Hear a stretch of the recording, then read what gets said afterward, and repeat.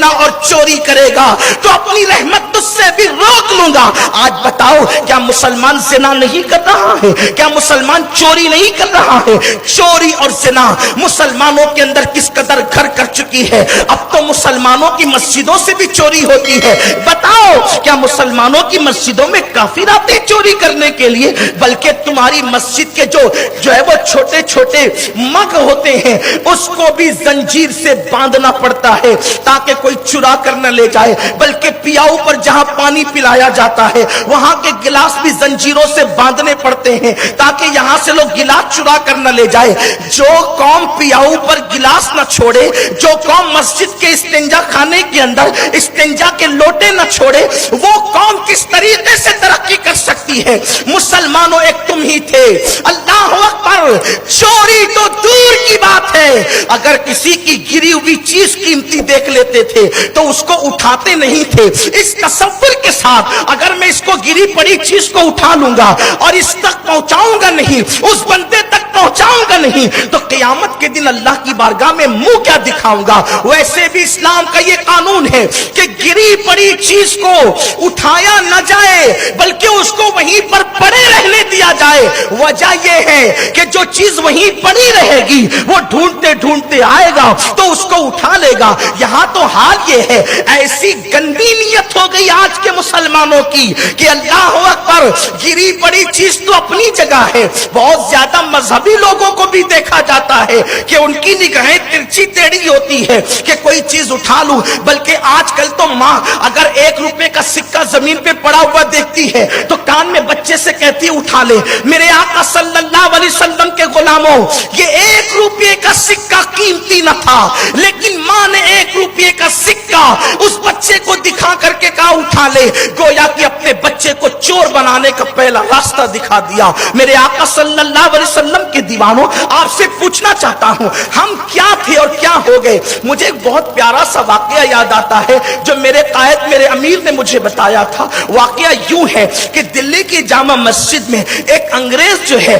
دلی کی جامع مسجد کے اندر ایک انگریز، دیکھو ہمارا کردار کیا تھا، مسلمانوں کا کیریکٹر کیا تھا۔ ایک انگریز جو ہے دلی کی جامع مسجد دیکھنے کے لیے آیا اور جب وہ آیا تو کیا دیکھا؟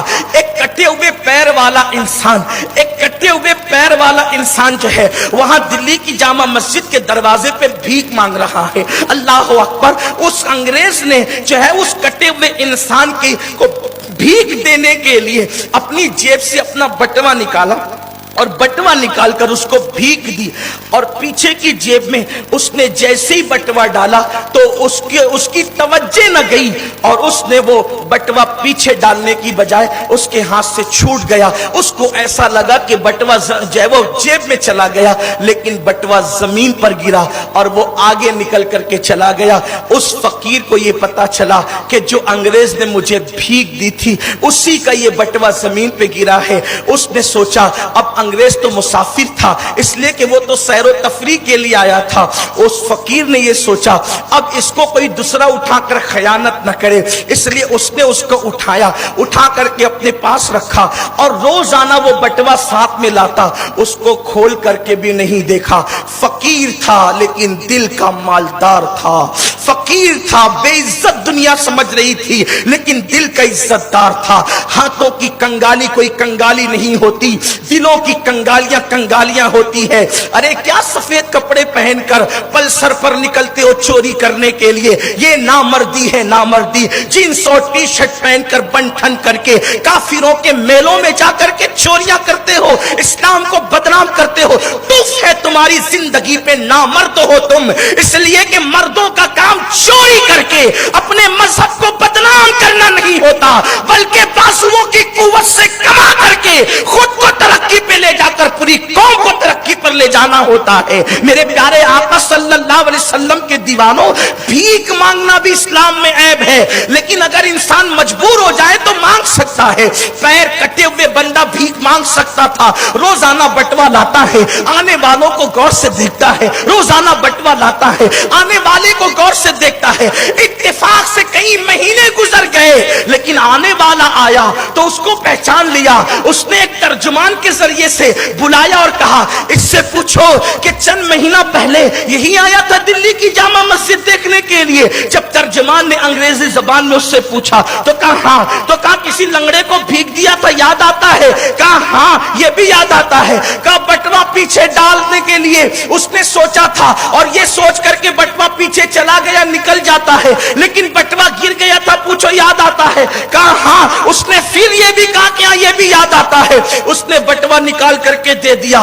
उस अंग्रेज की आंखें फटी के फटी रह गई। उसने उस तर्जुमान के जरिए से उस मुसलमान फकीर से पूछा कि तुम तो भीख मांग रहे हो, पैसों की जरूरत तुमको ज्यादा है, बटवा मेरा गिरा था, मैं चला गया था, तुम खर्च कर लेते, कौन पूछने आता, कौन पकड़ने आता, तुमने खर्च क्यों नहीं किया? उसने कहा खर्च करना तो दूर की बात, उस दिन के बाद से मैं चैन से नहीं सोया, बिस्तर पे करवटें बदलता था और दुआ करता था, अल्लाह जल्दी से उस अंग्रेज को भेज दे ताकि मैं उसकी अमानत उस तक पहुंचा दूं, उसकी अमानत उस तक पहुंचा दूं। क्योंकि मेरे नबी का फरमान है कि जहां अमानत नहीं है वहां ईमान नहीं है। तो मैं अमानत पहुंचाने के लिए दुआ करता था। अब आप अपनी अमानत ले लिए, जाओ। कहा तुम खर्च कर सकते थे, क्यों ना किया? क्या प्यारी जवाब दी, क्या प्यारा जवाब दिया उस लंगड़े ने। पैर वाले उस पे कुर्बान, तख्त वाले उस पे कुर्बान, ताज वाले उस पे कुर्बान। उसने क्या जवाब दिया जानते हैं? कहा देखो मैंने आपका बटवा उठाया, मैंने आपका बटवा उठाया, आपने नहीं देखा, मेरे अल्लाह ने देखा, मेरे रसूल ने देखा और आपके रसूल हजरत ईसा ने भी देखा। क्योंकि तुम्हारा नबी भी जिंदा, मेरा नबी भी जिंदा। क्योंकि जिनका ईमान जिंदा होता है उनका अकीदा भी यही होता है कि नबी नबी नबी। क्योंकि कलमा कहता है ला इलाहा इल्लल्लाह मुहम्मदुर, अल्लाह के सिवा कोई माबूद नहीं और मोहम्मद अल्लाह के रसूल हैं, अल्लाह के रसूल हैं। दादा मर गए तो क्या कहते? दादा हैं, क्या थे? मर गए तो थे, जिंदा है तो हैं। और फिर चले दादा जिंदा हैं लेकिन मालेगांव में नहीं, घर या जलसे में नहीं, घर पे बैठे थे, क्या बोले? दादा घर पे हैं, दादा यहां है। कलमा कह रहा है, झगड़ा मत करो, मुनाजरे मत करो। अबू बकर का कलमा यही था, उमर का कलमा यही था, उस्मान का कलमा यही था, अली का कलमा यही था, साद का कलमा यही था, सईद का कलमा यही था, तलहा का कलमा यही था, जुबैर का कलमा यही था, अबू उबैदा का कलमा यही था, साद इब्न अबी वकास का कलमा यही था, सईद बिन जैद का कलमा यही था, अबू हुरैरा का कलमा यही था, बिलाल का कलमा यही था, अम्मा आयशा का कलमा यही था, सैयदा फातिमा का कलमा यही था, इमाम हुसैन का कलमा यही था। हमारा भी कलमा यही है, उस वक्त भी नबी है, आज भी नबी। उस फकीर ने कहा अंग्रेज, अल्लाह ने देखा तेरे नबी ने, और वो मेरा भी नबी है, ईसा ने देखा और मेरे नबी मोहम्मद रसूलुल्लाह ने भी देखा। अब मैंने सोचा, बटवा उठाया, ईसा ने देखा, मोहम्मद रसूलुल्लाह ने देखा और अल्लाह ने, उनके रब ने जो आलिमुल गैब व शहादत है उसने भी देखा। अब मुझ पर नजर किसकी? मेरे अल्लाह की, फिर किसकी? ईसा की, अल्लाह की अता से ईसा की, अल्लाह की अता से मेरे नबी मोहम्मद रसूलुल्लाह की। अब उसको उठाकर मैं चोरी से रख लेता, मैं चोरी से रख लेता और तेरे नबी मेरे नबी को देखते,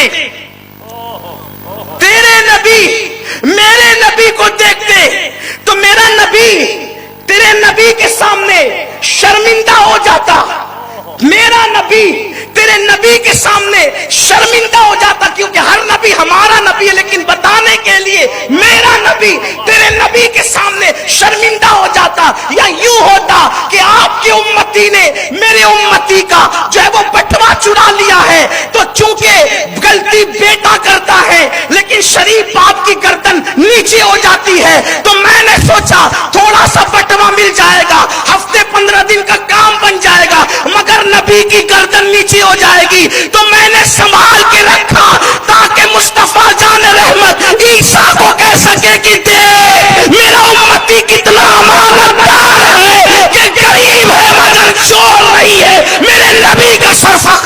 اونچا ہو جائے. سبحان اللہ. نعرہ تکبیر، نعرہ رسالت، نعرہ حیدری، مذہب اسلام، علماء اہل سنت. مسلمانوں کیا ہو گیا؟ نبی کے نام پہ جان قربان کرنے کی بات کرنے والوں کیا ہو گیا؟ اس کی فکر نہیں ہے کہ یہ جو تم غلط کام کر رہے ہو. اس فقیر کو یہ احساس ہے کہ جناب عیسیٰ کے سامنے نگاہیں نیچی نہ ہو جائے. یہ نہیں سوچتے کہ ہمارے نبی شان والے نبی، ہماری غلطیوں کی وجہ سے کہیں ہمارے نبی کو خدا کی بارگاہ میں خدا کی بارگاہ میں اللہ اکبر. سوچو تو صحیح. میں کچھ نہیں کہنا، آگے ہمت نہیں ہے میری. کتنی شان والے نبی ہے، اللہ نے ان کو عزتوں سے نوازا، شان سے نوازا، عظمتوں سے نوازا. تو سنو فرمایا جب تم چوری کرو گے اور جب تم زنا کرو گے تو اپنی رحمت تم سے روک لوں گا.